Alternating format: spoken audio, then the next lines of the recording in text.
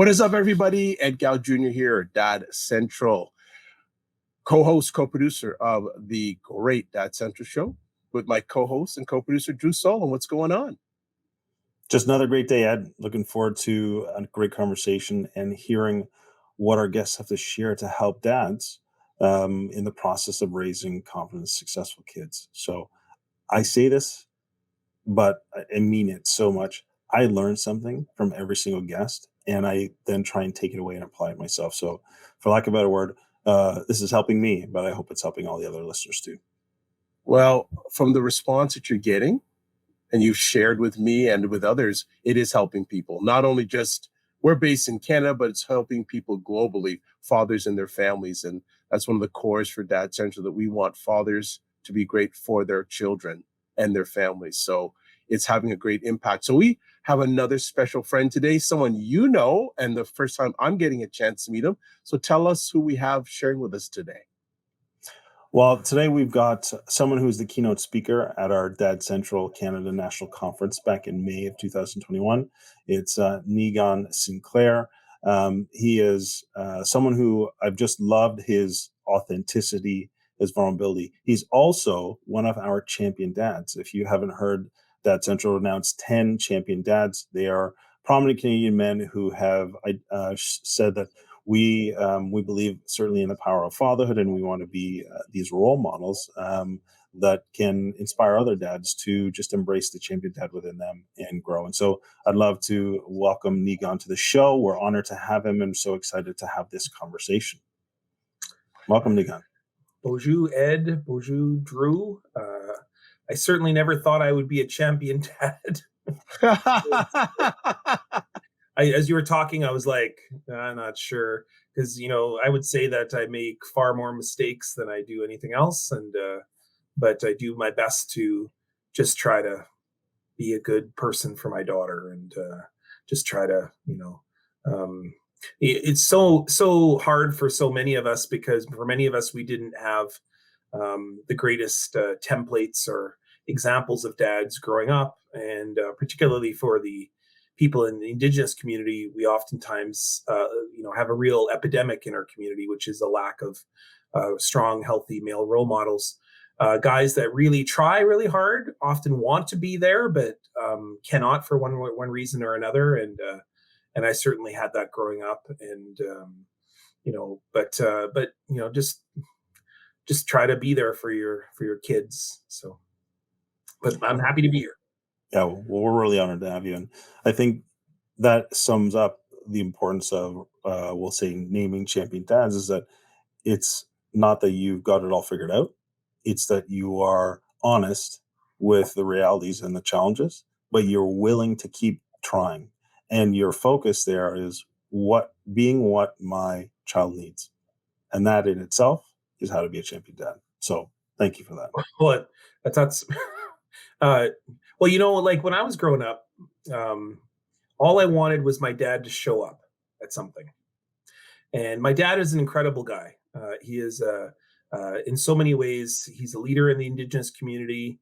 He's a remarkable man for so many. But due to the issues and traumas that he experienced growing up, he wasn't able to be there for me.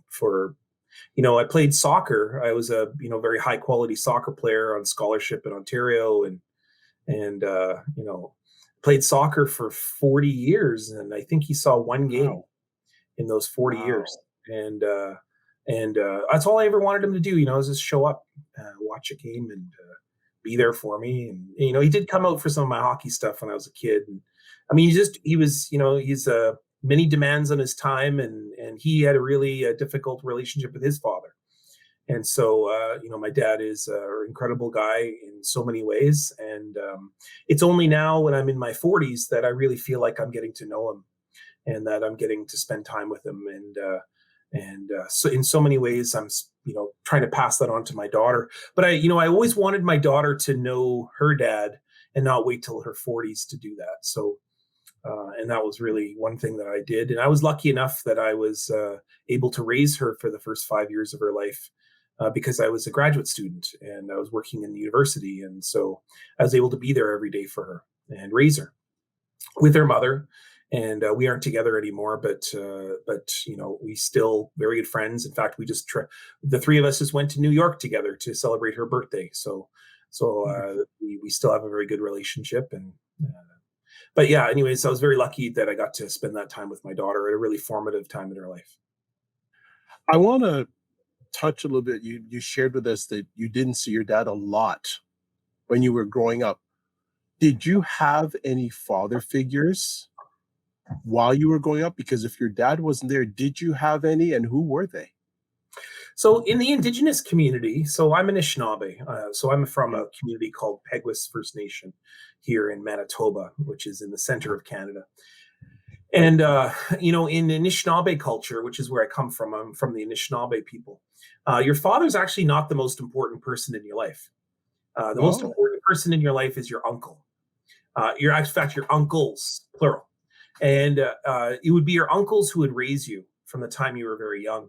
And your father was too busy being uncles to others. Okay. So in our culture, fathers are not very important. In fact, they don't really have a relevance. It's the uncles. The uncles take care of you.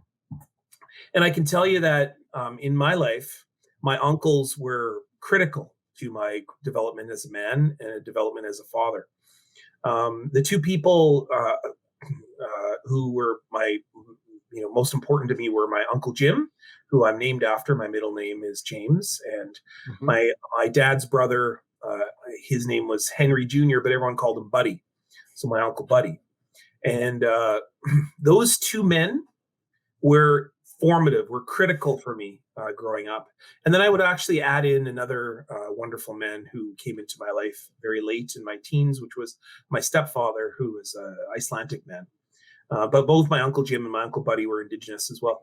And so, just remarkable men just wonderful, loving, giving, kind, supportive men who really took it upon themselves to raise me in a few different ways. My Uncle Jim, for example, took me when about the time of puberty, and he took me out to, we have a very special ceremony that we do as Anishinaabe people with our young men, is we take them on what's called a vision quest, and take them out to the forest and set them on the earth for 4 days. And you don't drink and you don't eat, and you spend time asking questions. There's questions in a ceremony that you do to learn about your body and learn about your relationship with the earth, and a number of things that happen during those 4 days. I never had that ceremony because of a bunch of reasons. One is we don't have residential schools have really done a big number on my family, and we've just many of those ceremonies have fallen by the wayside. But I can tell you that my uncle did do a certain ceremony with me when I was a teenager. He would take me out for onion rings at A&W, which seems like such a silly thing, but I realize now that it was my uncle who would spend time with me and would ask me questions about what kind of man I want to be, and what kind of father do I want to be, and what kind of partner do I want to be. And I remember I oftentimes had no response for him because I really didn't know. But the fact that he was asking was kind of a ceremonial experience. And then my Uncle Buddy, my dad's brother, he would take me to a number of events, and he would always treat me as a buddy of his, as a friend of his. It would be this real positive male relationship, even though we would do very much guy things, go to football and to do stuff like go into gatherings in Winnipeg and things like that. And so I was very lucky that I got to spend that time. And then when we finally had my stepfather join my life, I got to see the way that he supported my mother, which was not an experience that I had growing up, because my father and my mother split very early. And so those three men were critically important. But, as my dad got older, as my dad, went off and had another family after splitting from my mother, I got to see the best of my dad. I got to see the way that I had wished he had been a father with me, with my sister. But I got to witness that. But it was very hard for me to see it, because I was so resentful of the fact that he was doing that with another child, my sister, who is an incredible being. But I was so resentful that I couldn't see that really until my 40s. And that's a very recent. I'm 46 now. And it's only been the past decade or so that I've been able to not have a great anger at my father. And because I always wanted him to be there, and the fact that he wasn't took me a very long time to get through, to work through that feeling of anger at my own dad. And I think a lot of Indigenous men have anger at their own dads because because of the issues that have led to many of our men not being there for their sons or for their daughters. But and getting through that is so hard. Many tears, much therapy to be able to understand that my dad did the best that he could with the hand that he'd been dealt in his life, and the fact that he himself had a alcoholic father that was very abusive and very awful to him, and that he did his best. He truly wanted to be there for me. I know that, but it took me a long time to get through the idea that he couldn't have been there for me. Mm-hmm. Yeah, thank you so much for sharing that, and just being real and vulnerable about the amount of work that's required. Both the fact that recognizing you were angry at your father, but to the work that's required to move past that or to grow through it, I would say. So angry at my dad. And, I've spent most of my life angry at my dad. And, but, I can tell you that through that, because of what I'm doing now with my father, my father is now in his 70s and he's getting older and he needs a lot of help. And it is just amazing how much love I have for him now, and how forgiveness is not the right word to use. There's a point in which you realize that your father isn't the perfect guy that you thought he was, and that this invulnerable person. I actually more thought of him as invulnerable, like nothing could impact him or nothing would rattle him. And it was when I sort of began to realize that my dad was just a guy. He's a guy trying like the rest of us, and he's and it was when I realized that it wasn't right to be angry at him, because I actually thought he didn't like me for a long time. I thought he was ashamed of me, and because part of what I thought he was ashamed of was that the fact that I have a white mother, and that maybe he didn't see me as something to be proud of. And because he's a very strong Indigenous leader here in Canada. And so that was very hard for a long time. When I realized that he does deeply love me and he does care about me, it's when I became then much more cognizant that he was just a guy. He was a guy trying his best. But the one thing that he did teach me, and this is not the greatest thing, but it is the greatest thing, I think, in the lesson of life, is that everything that he didn't do for me, I worked very hard to do that for my daughter. And at times I've done too much. And, I always tried to be there for her. I always tried to tell her I love her every day. I tried to, never miss a soccer game, never miss an event, never miss any. And I've been pretty good. I've been, 95% of things I've been there for, including every day of her first 5 years of her life. And until, now I see her half a week, depending on, other things. But, but I never would have probably done that if I hadn't had a dad who wasn't there for me. So I'm very thankful for my dad too, for teaching me how not to be a dad. And so I'm very lucky that I then get this amazing relationship with my daughter. That sometimes is smothering. And I think, sometimes I do maybe baby her a little bit. She's 16 now. I should, lay off a little bit and, to not be so involved in her life, because, in many ways, she's also very close. We're also very close friends, and we share everything. We talk about everything. We do things together. And we just traveled to ceremonies for last week. And my sister said to me, you baby her a lot. And I've been really thinking about that and wondering if I have been. So. I mean, there's so many things that I can pick up on. I really appreciate, again, what you're sharing, the stories, the different connections.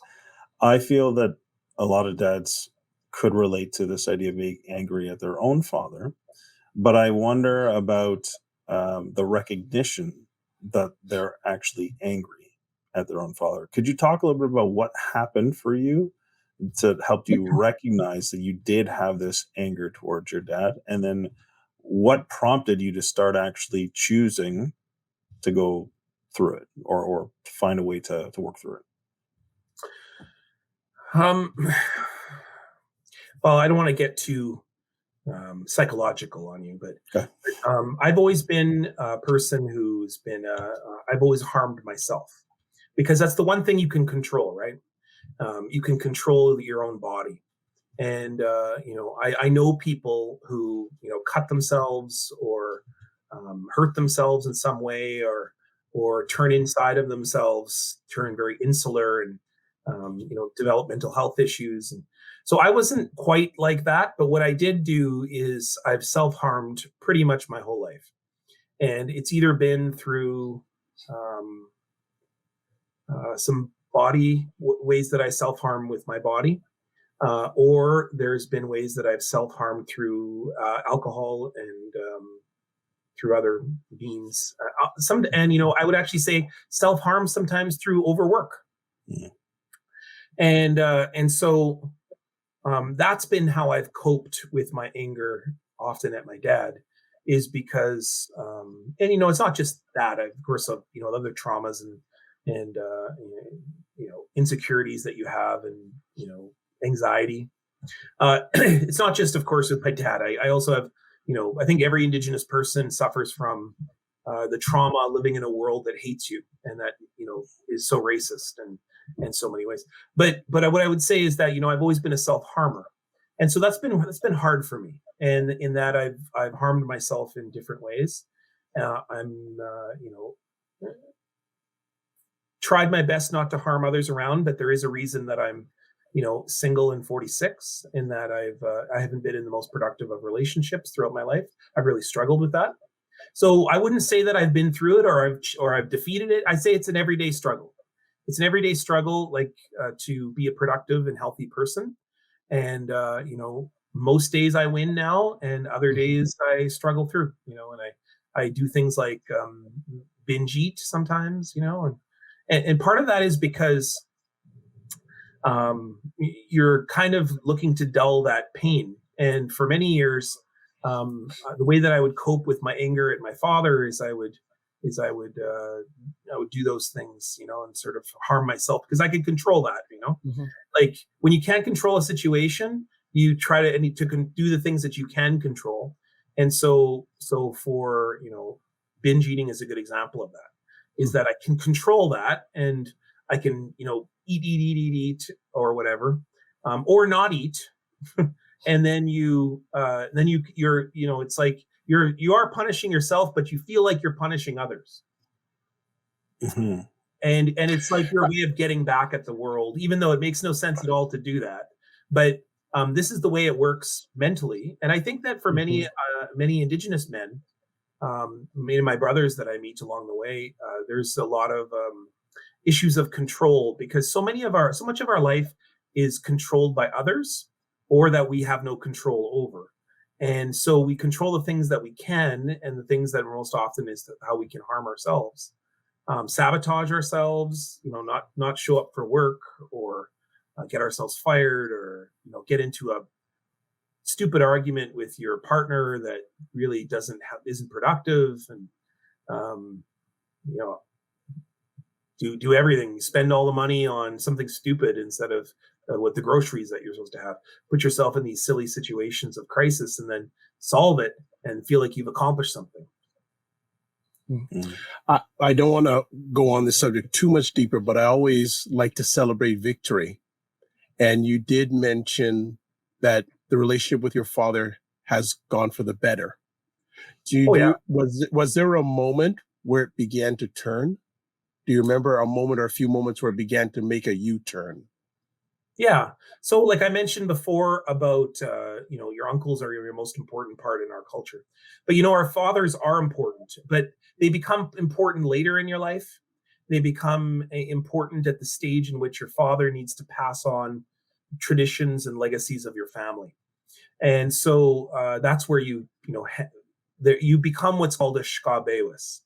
And that shkabewis in our culture means helper. It also has that word in there that refers to working with the earth. So shkabewis. And if we're a female, it'd be Shkabewiskwe or Shkabewisak. And so the when you become a helper, most often it's with your parent, or in my case, my father. And so my father is a drum carrier, and he's a leader in our community, in our Indigenous ceremonies that we attend. And so I've been asked, or I've been, actually, I wasn't asked at all. I was appointed, I was told by the community, you are now your father's helper. And that was actually, I want to say 15 years ago. Okay. But, in an ironic twist, that morning I didn't feel like going to ceremonies. I was feeling kind of rough and I was feeling tired. And I missed the ceremony where they announced me as my father's Skabewis, which is irony right there, is what that is. And so it wasn't until a number of years later that my father had received those roles in our community of being a leader and of being a drum carrier and being a pipe carrier. And then suddenly he began to need me to carry these things and to do these things, to tie the drum and to carry his items and to be there. When we're in ceremony, I will sit right beside my father, and my father will tell me, go do this, or go and tell the community this. And so in the process of becoming my father's helper in our community, my daughter has started to become my helper in a very gentle and very distant way. I think eventually what will happen is she will eventually become my full-time helper.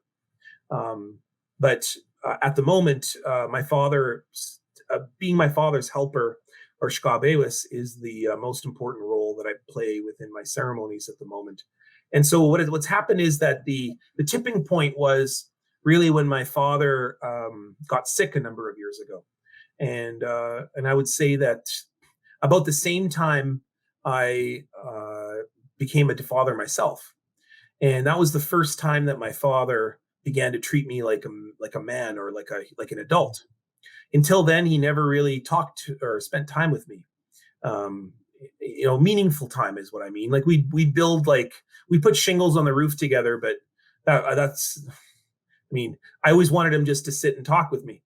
And it wasn't until I became a father that I remember my dad really started to take me seriously as an adult and tell me things and talk to me about things. And, he did those things somewhat before, but he really did them after I became a father. And then soon after that, he had a blood clot in his brain. And so he got very sick, and he was, had a stroke. And since then, I would say that there's been a real shift in our relationship, to the point where, being my father's helper is one of the greatest gifts I've ever been given in my life. I love my dad in infinite ways, and I've always loved him, but now I feel like it's reciprocal in this fullest way. Yeah. Thank you for that, Niigaan. So maybe let's shift gears and talk. You mentioned about becoming a dad and what that meant for your relationship with your dad, but maybe you can tell us a little bit more about your journey to becoming a dad. And were there fears, were there hopes, were there challenges that came up in the process? Oh, yeah. And then how did you manage them when they did come up? Becoming a dad was the scariest thing I ever did in my life. First off, I didn't really plan it. And, I always sort of did, but we sort of didn't. I mean, I don't know, like eventually when Sarah's mother told me that her name is Lorena, that we were having a child, I was happy, and I was, I felt good about it, and I felt, very, very joyous. It took me a little while to realize the magnitude of it. And I think for men, no man really knows what it's like to be a father until the physical baby is there. And then there's this shock of like, whoa, because, we don't go through the experience like mothers do, like of it growing inside of us. And I heard Lorena say that, like I became a mother when I could feel her, or, I could feel and I say that I really didn't become a father until the second night that she was born, where Lorena was so tired that she just gave birth, and she went to sleep, and Sarah really had trouble feeding the first 48 hours. And so I sat up with her, and I held her like this, And at the time, the Edmonton Oilers were playing the Carolina Hurricanes in the game 6 and 7 of the Stanley Cup final. I can't remember if it was 6 or 7, but it doesn't matter. And I had to feed Sarah with a little water, just a drip of water, and a little bowl, go like this, and then give her a little. That's when I became a dad. That was the exact moment, and that's when I I remember looking down and seeing this little being with the biggest eyes ever, staring at me, and that's when I became a dad. That exact moment. That's when I realized, like, holy smokes! And it was so scary.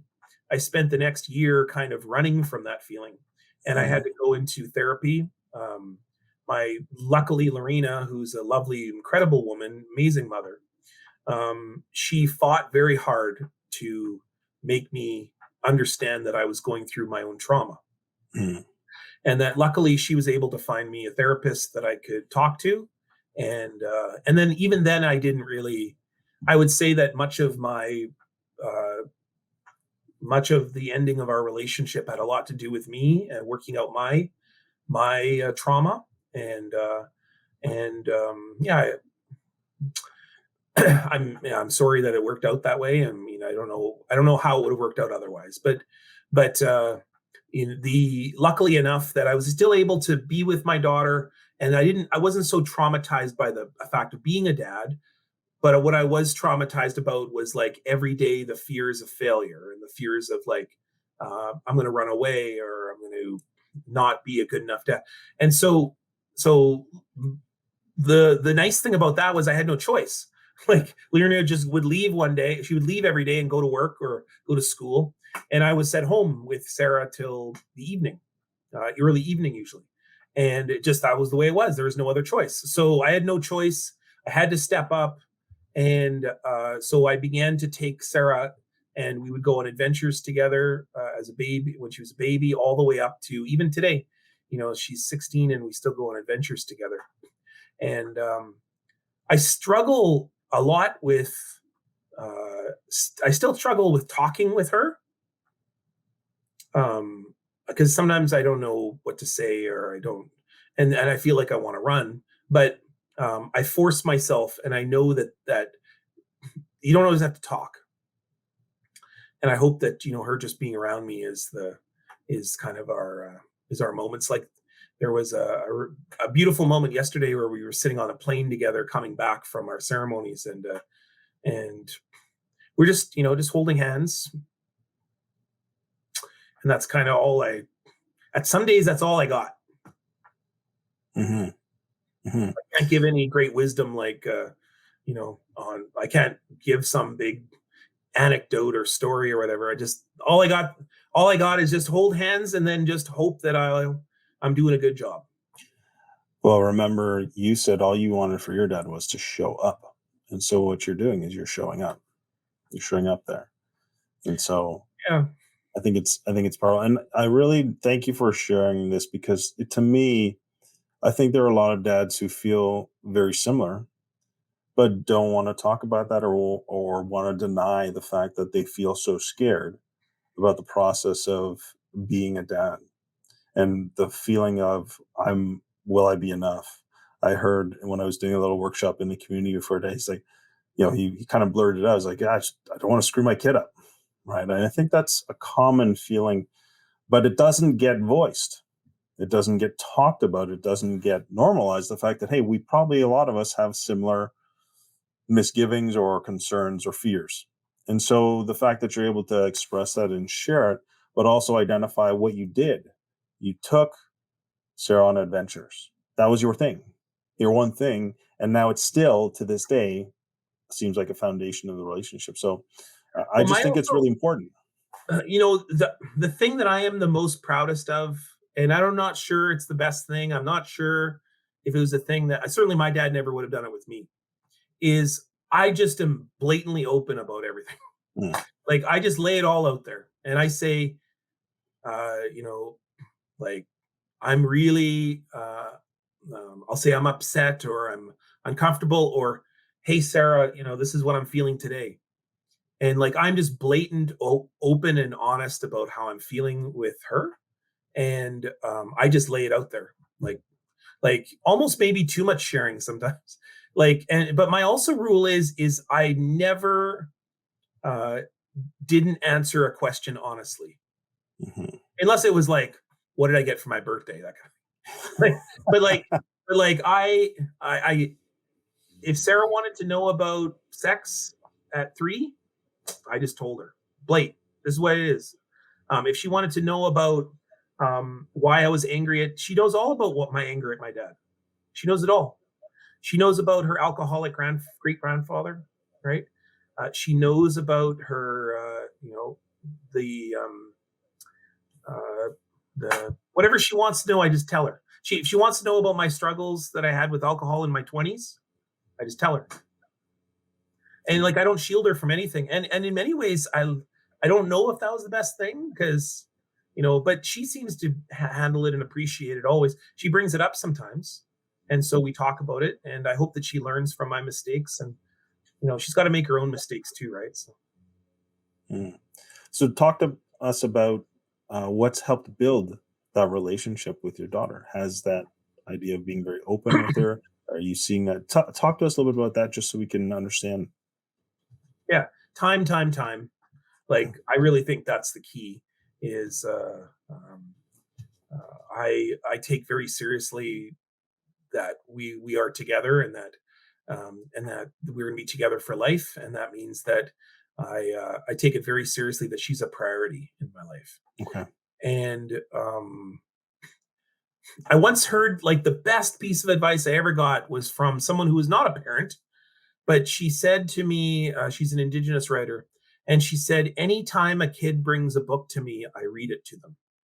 It doesn't matter if I'm heading to work and I know I'm going to be late. It doesn't matter if I'm in the middle of some situation. Or she says, anytime I got a book, a kid comes to me with a book and says, read it, I just sit and read it. And that's, I think, a metaphor. In that anytime my daughter has needed something, I may not always be there in the moment, but I will be there absolutely. And that because she is the priority that I have, and I want someone to always know, or I want her to know that she is important to me, that she is a priority to me, and that I hope that carries forward. And I always think that someone somewhere should always, feel that someone cares about them, that someone is thinking of them, and that someone makes them a priority. And that's what I try to do with my daughter, is just demonstrate that through the gifts that I have, which is most oftentimes demonstrative. Like I demonstrate that she matters, or if she needs to go somewhere, I'm always there for her or whatever. So That's good. It's so good, that advice that you just shared with me, because as soon as you said it, I almost felt a little bit of a confession. I almost felt convicted. My kids recently have been bringing lots of books because they're really into reading, right? I've got twin 9-year-old daughters and a 6-year-old son, and they've been bringing these books to me. I'm like, oh yeah, but many times I haven't followed through and read it to them, even at all, let alone right then. So I love that, because I'm taking that away for me right now. As I got to do that from now on. But it is, as you said, a metaphor for presence. Well, so taking that time. So it's so powerful. You have to be strategic as well. Yes. So I became the master of reading books very quickly, which meant that read page 1, 8, and 12, and there you go. Story's done. There you go. But another trick of the trade. We're not going to read every page. Yeah. Although the problem was, when she started to know the stories, then she'd be like, "Daddy, you missed that." Exactly. They get too smart. They get too smart too quickly. Oh my gosh. I just want to bring up an area that I think many of our viewers and listeners don't have a lot of knowledge of. And I'd love you to share the world of the Indigenous father at this time in our history. You have a very unique lens. You're an Indigenous father. You are part of the community. I'd like from your heart and from your head that world so we can become better educated in this area that we don't hear a lot about. Like I was blessed a week before the pandemic hit. I was asked to give a presentation to the frontline social service staff of the Northwest Territories about fatherhood, and spending that 10 days there was some of the most special time in my life with Indigenous fathers. So if you could share with us that world so we can become better, not better educated and more passionate about helping your community. Yeah. Well, I mentioned before that I think one of the biggest epidemics in Indigenous communities anywhere is the lack of male role models, or the lack of fathers, the lack of uncles, frankly. You know, healthy men who are mentoring other young men and women and daughters and nieces. But I would say young men, it is a huge issue. And, you know, in the jails right now in Manitoba, so I happen to be in a community very close to the Manitoba Youth Center, which is the youth jail here in Manitoba. 90% of it is Indigenous. Wow. There's statistics that just came out about a month ago that we have gone past the critical threshold, or the tipping point, of the most Indigenous females ever are in prison right now. And in the penitentiaries, Indigenous peoples are 35%. We only make up 5% of the population, but we make up 35% of the federal penitentiaries. So, okay, so I work a lot in the jails with young men. And the first thing I almost always ask them is, I say, how many of you are dads? And about 90% of the room will put up their hand. And I say, watching your kid. And they'll say, my partner, my former partner, my mother, my grandmother. And I say, you know, where are you? Where are you in this? What are you going to be? Like, who's teaching those young men, to be good dads, be good partners to their partners, whoever that is in the future, male, female, whatever. Like, who's going to demonstrate to them all the teachings necessary to live in the world if you're in here? And I don't say that judgingly, because you don't have to be in jail to be absent. But so many of our men, our uncles, our fathers are in jail. Or if they're not in jail, then they're self-harming, like I have in the past.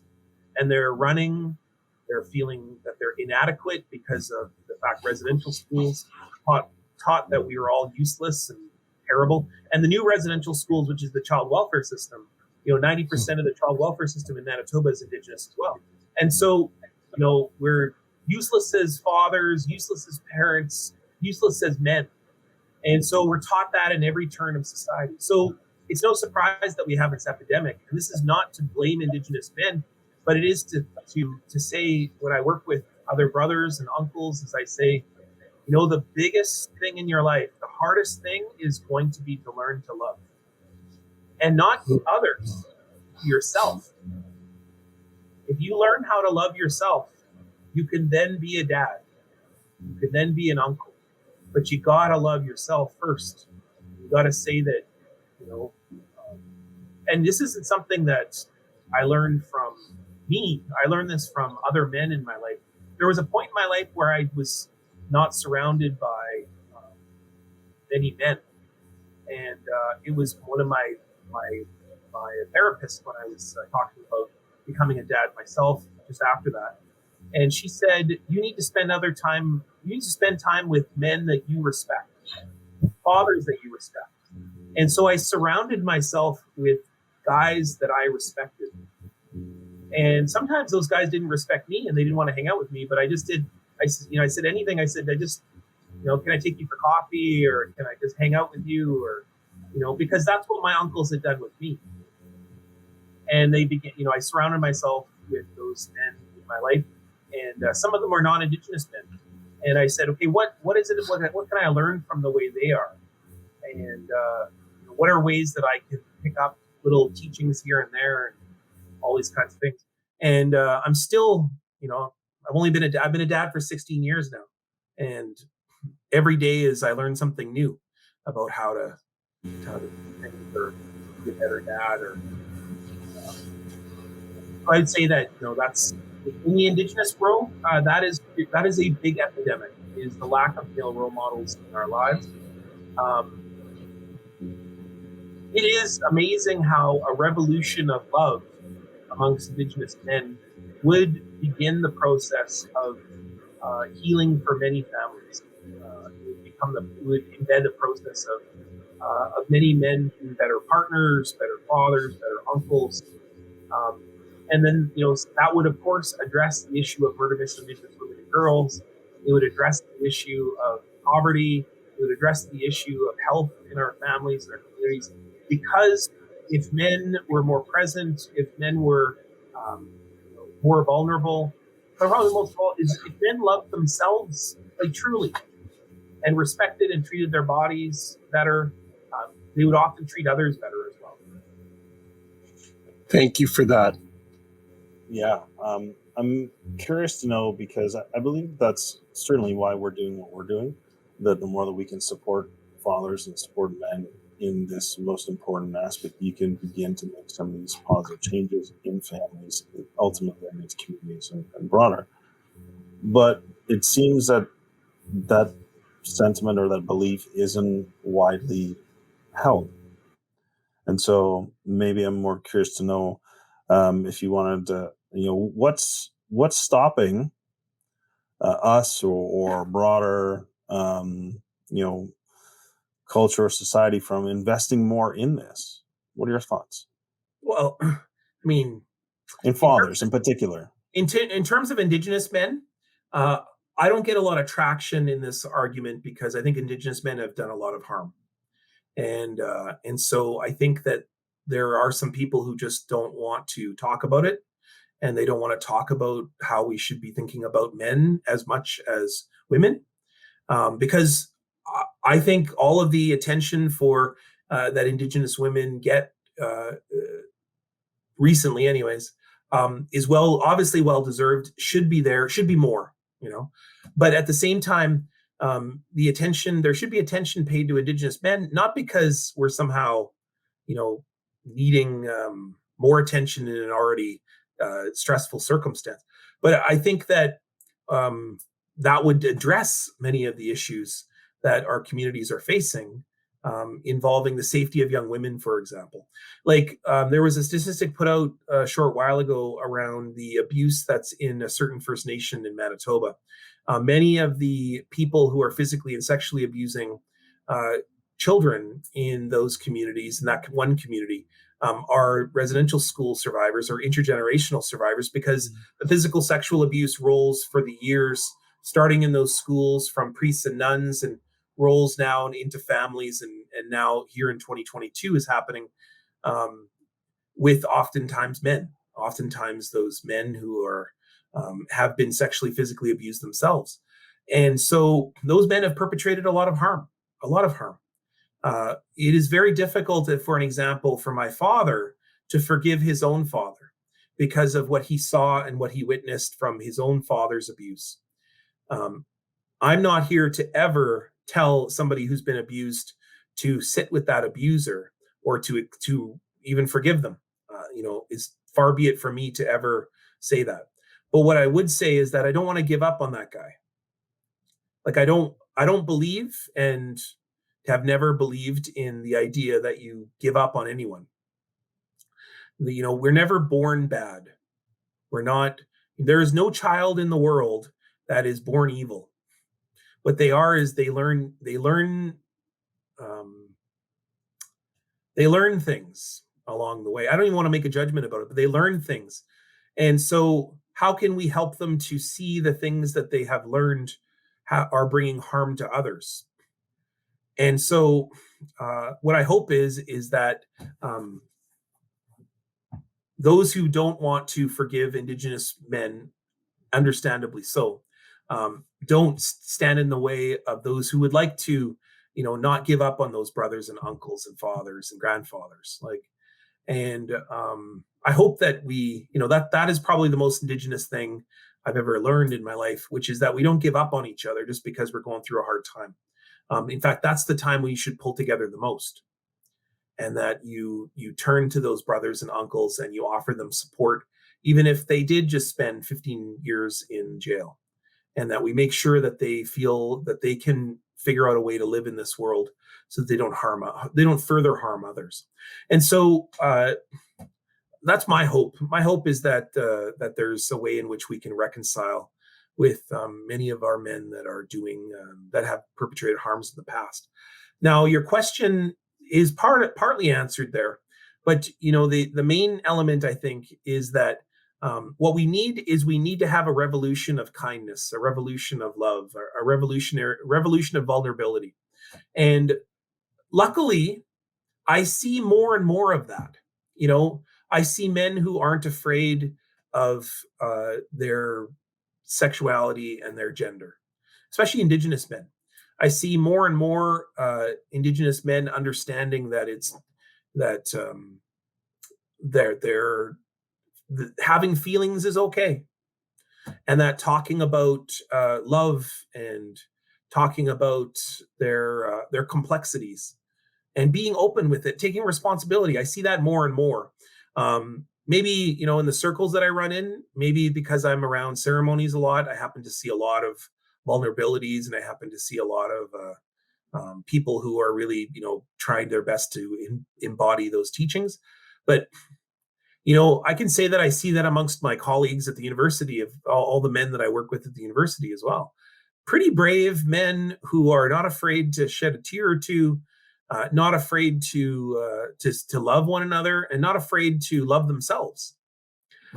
I hope that's what I really think is needed amongst men, because every time I say that, then I sort of in my head remember a macho moment, those kinds of really stupid, patriarchal things that tend to still happen a lot of. Good stuff. Very well said. True. And I think so very important. True. Any final words? My only final words are just to say thank you, Niigaan, for spending the time with us, for sharing your story, sharing elements of what you've learned, the vulnerability, the importance of being open, and acknowledging the whole person, the whole aspect of you as a person, as a dad, and how important that, recognizing those emotions are. And it doesn't make you any less of a man, any less of a person, and how important that we need to see that revolution of kindness. So I think that's a fantastic point to end with, and just saying thank you so much for being here and being part of the show and sharing with our audience. Yeah, well, miigwech for having me, Ed and Drew. And I can tell you, you also got to take care of yourself, right? Mm. And so, protect yourself as well. Don't. A teaching that I recently got is only have people around you that you trust, and that because there are some things in the world, competitiveness, jealousy, and resentment are things that happen in the world as well. There's a time and a place for those things. We'll never eradicate those things, so we have to figure out a way to live with them. And part of that is protecting yourself. And I have no fear, and I'm no shame over who I am. But I'm also aware that people can take things that can harm one another, and so be careful with who you share your medicines with. But I've been very happy to share my medicine with both of you, and I would do anything for other brothers and uncles if it means turning them into strong, good role models, good, strong storytellers, and good, strong relatives. So I'm happy to be here today and share this with you. It's great. Our pleasure. How can people get in touch with you? My Twitter is at Niigaanwewidam, so NIIGAANWEWIDAM. You can catch my columns with the Winnipeg Free Press. I'm on once or twice a week, usually on a Saturday or a Monday. And my email is niigaan.sinclair@manitoba.ca if you want to get a hold of me for any reason, or just follow me on Twitter and send me a Twitter message. Again, thank you so much for what you have done, are doing, and will be doing, not only for your own family, but families right across Canada. Thank you. I got a lot out of this, a lot of education, and thank you for all you do. Yeah. Miigwech, thanks so much for having me. And, I'll be listening to all the other shows that you do, and you guys are doing great work. So Miigwech. Thank you so much. Remember to give yourself grace. Take care. Yeah, wow. Beautiful conversation there. That was beautiful. Drew, any takeaways from that one? There are always something that I take away. The biggest one, the short story about the reading to your kids, just because of my relevance and my kids coming to me, and I'm taking that away.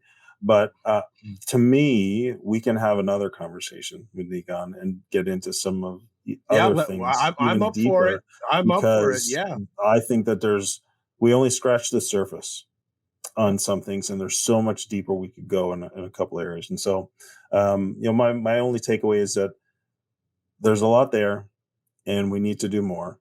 And a revolution is needed, and I'm fully on board with that. And I want to be part of that revolution and help support it. And I hope the show continues to bring more conversations like this, and we see things moving in the right direction.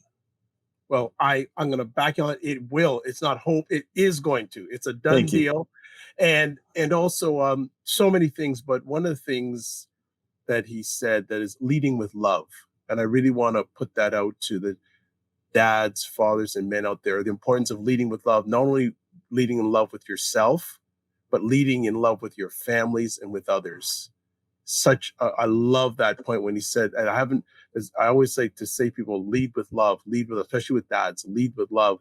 And it rekindled that thought when he mentioned it in the conversation. And I love the revolution aspect. We need to talk to him offline and see if we can start a revolution in regards to that. So more epic conversation to come. As always, the Dad Central was sponsored by Dove Men Plus Care. Dove Men Plus Care believes care is the best of a man, because when men care about themselves and others, there's a positive impact. If you want to touch base with us, we'd love to hear from you. You're giving us messages, give us more. Any suggestions, feedback is always appreciated. Email address podcast@dadcentral.ca. You want to get resources and information about all the stuff this organization does, and there's a pile of free resources. Go to dadcentral.ca. And if you want to catch replays of our epic conversations, dadcentral.ca/podcast.